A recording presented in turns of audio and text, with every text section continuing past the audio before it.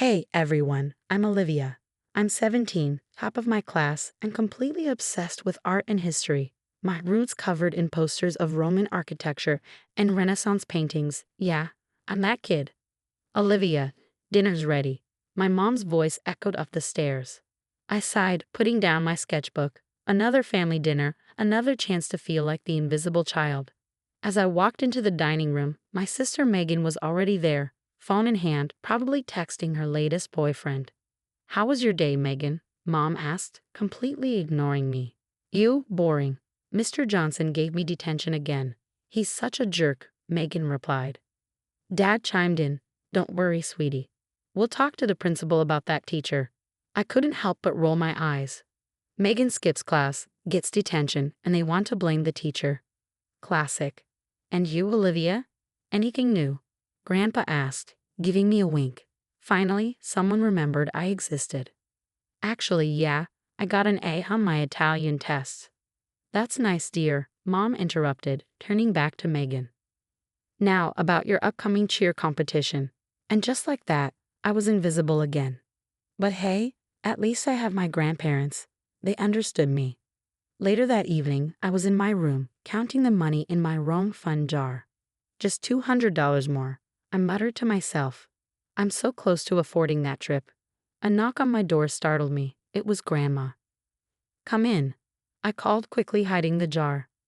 "Olivia, dear, your grandfather and I have a surprise for you." My heart raced. Could it be? No way. Grandpa appeared behind her, holding an envelope. "We know how hard you've been working and how much you love Italian culture, so." He handed me the envelope. With shaking hands, I opened it and nearly fainted. 2 tickets to Rome. "Oh my God, is this real? Am I dreaming?" Grandma laughed.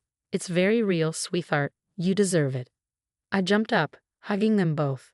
"Thank you, thank you, thank you. I can't believe it." Just then, Megan barged in. "What's all the noise about?" I couldn't contain my excitement.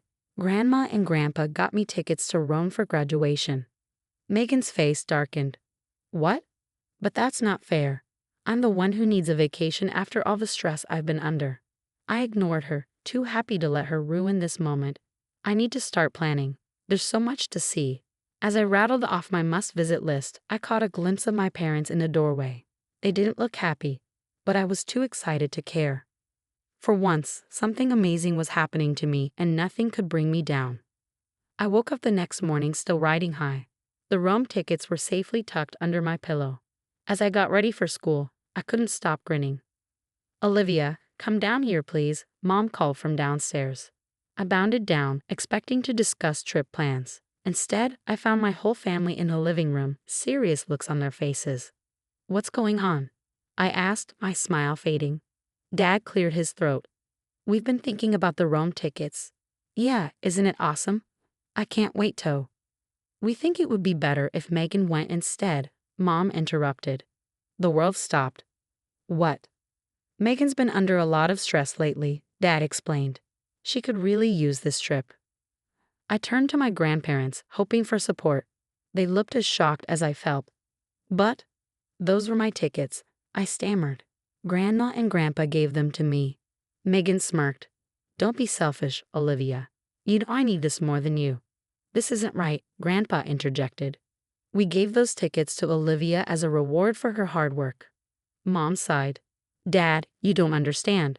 Megan's been struggling. This could really turn things around for her." "And what about Olivia?" Grandma demanded. "What about her dreams?" "She'll be fine," Dad waved off. "She's always fine." The argument escalated. Voices raised, accusations flew. I stood there numb as my dream crumbled around me. "Fine," I finally said, my voice barely a whisper. "Take the stupid tickets." I ran upstairs, slamming my door. Tears streamed down my face as I collapsed on my bed. How could they do this to me? The next few days were a blur. I went through the motions at school, avoided family dinners, and spent most of my time locked in my room. One afternoon, as I was mindlessly scrolling through my phone, I overheard my parents arguing in their room. "We can't keep doing this, John," Mom hissed. "The credit cards are maxed out, the bank's calling about the mortgage." I know, but what choice do we have? We can't let Megan's mistakes ruin her future." My ears perked up. Mistakes. What mistakes? Maybe if we dip into Olivia's college fund again. I gasped, then quickly covered my mouth. My college fund. They've been using my money. Suddenly, everything started clicking into place. The new car Megan got last year, the expensive cheerleading camp, the constant shopping sprees. I felt sick. They'd been stealing from me to cover Megan's screw-ups. That night, I couldn't sleep. My mind raced with questions. How long had this been going on? How much had they taken? And most importantly, what was I going to do about it? As I lay there, staring at the ceiling, a plan began to form. If they thought they could walk all over me, they had another thing coming. Two can play at this game, I whispered to myself. The next morning, I put on a fake smile and joined the family for breakfast. Megan was babbling about her upcoming Rome trip. I'm thinking of extending my stay, she said casually. Maybe hit up Paris too. Mom and Dad exchanged worried glances. I bit my tongue, storing away this information. As I headed out for school, I made a detour. It was time to pay a visit to the bank and find out exactly what was going on with my accounts. The game was on, and I was playing to win. The bank visit was a real eye-opener. My college fund was practically empty. It was time to call in the big guns. Jake, I need your help, I said, cornering my best friend at his locker. What's up, Liv? You look like you've seen a ghost. I lowered my voice. I need you to hack into my parents' financial records. Jake's eyes widened. Whoa, that's heavy. What's going on? I spilled everything, the Rome tickets, the overheard conversation, the empty college fund. Jake listened, his face growing more serious by the second. I'm in, he said finally. Meet me at the library after school. For the next week, Jake and I spent every free moment digging into my family's finances. What we found made my stomach turn. Look at this, Jake pointed at his laptop screen.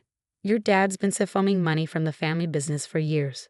I leaned in, squinting at the numbers. But where's it all going?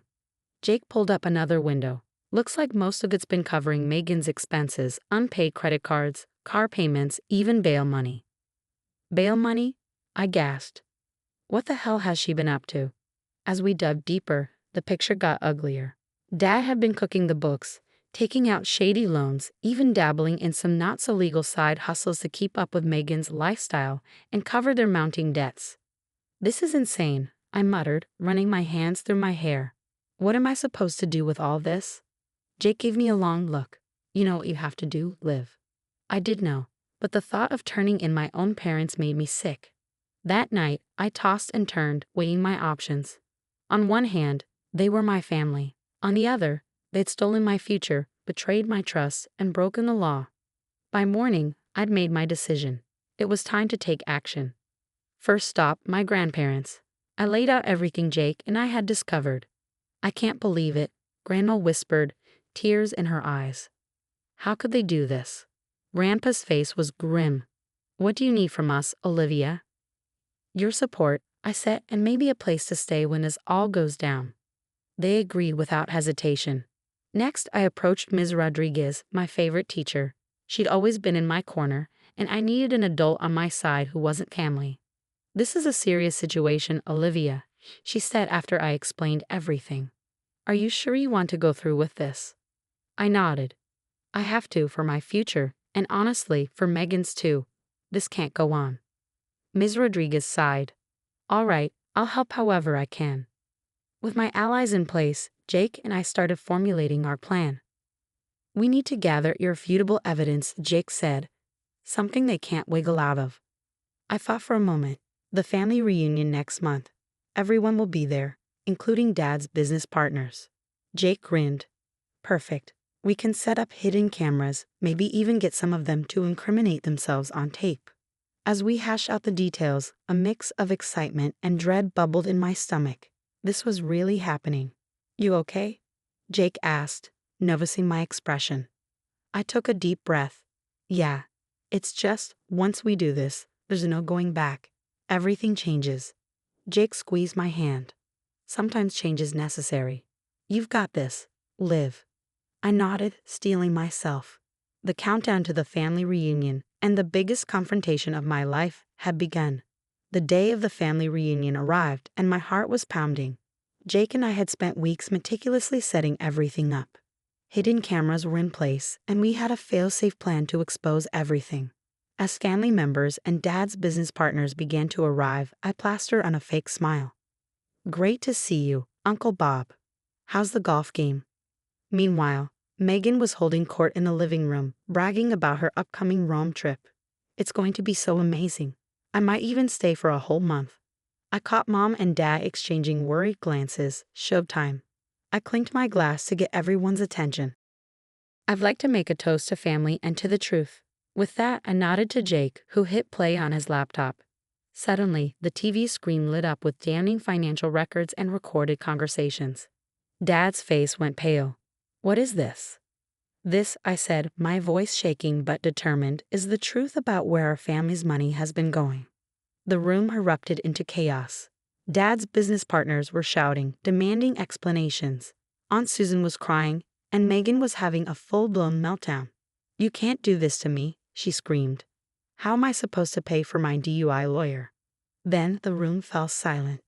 "Mom, what DUI?" Megan's eyes widened as she realized what she had said. I mean, but it was too late. The floodgates had opened. Megan spilled everything: the drunk driving, the shoplifting, the credit card fraud.